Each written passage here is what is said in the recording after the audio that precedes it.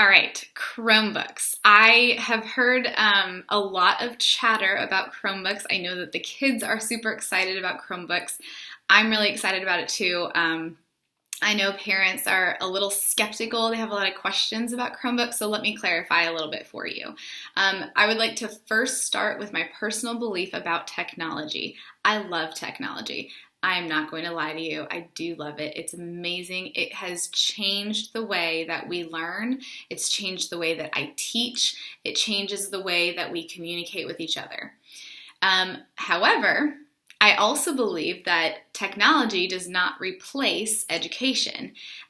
If the technology tool does not enhance the learning or enhance my lesson, I will not use it. If I can do the same thing on pencil and paper with a cute little worksheet with a pretty border, then why am I going to do it online if it doesn't enhance it? Now, if that worksheet is just boring and then that game that I show my kids now has them dueling each other about plurals and which one is correct, now I'm into it. Because now they're not only thinking about plurals, and if they're correct, they're not only doing that, they're interacting with each other about it, and now they're debating on which one is correct.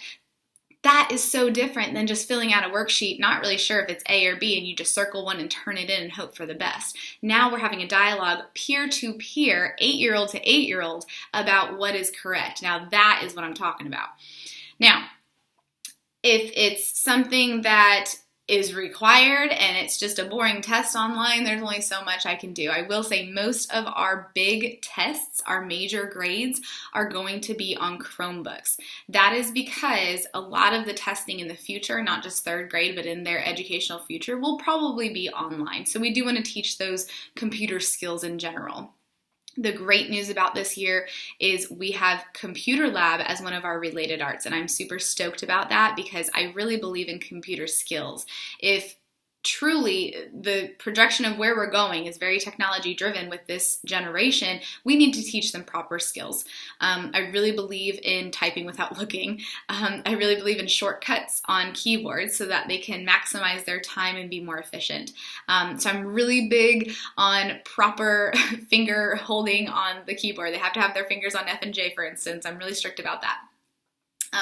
I really want them to learn how to copy paste, to right click. On the Chromebooks, it's actually a double touch.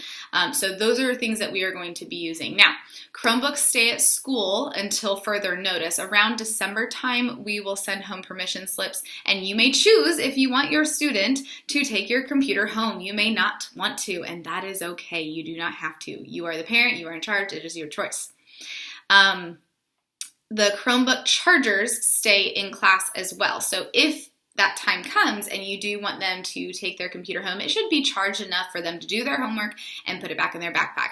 It's not, hey, do your homework and then spend 40 hours on YouTube. That's not happening. So if the kid comes home comes to school with a dead computer, I'm going to say, what were you doing on your Chromebook? Because I can look up the history and say, what were you actually doing? Because I didn't tell you to do 4 hours of homework. I would never allow that. That's too much homework. So they will learn to charge that. And then also just handling the computer. I'm really big on treating it very nicely. I tell them to hold it like a lunch tray. And then if not, they can just hug it to their chest. And that's fine with me as well.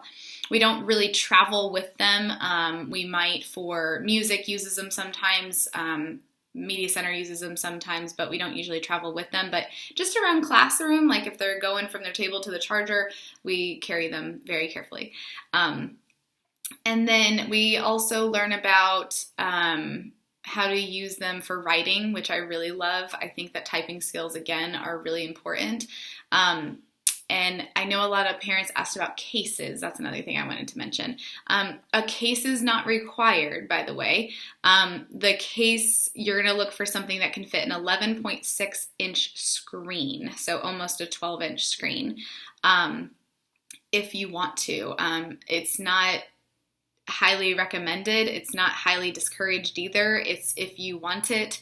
By the time it actually needs a case, which is going to be after December, I will already have drilled into them that it's like a golden rabbit that we hold very carefully and we don't just like step on it in our backpacks.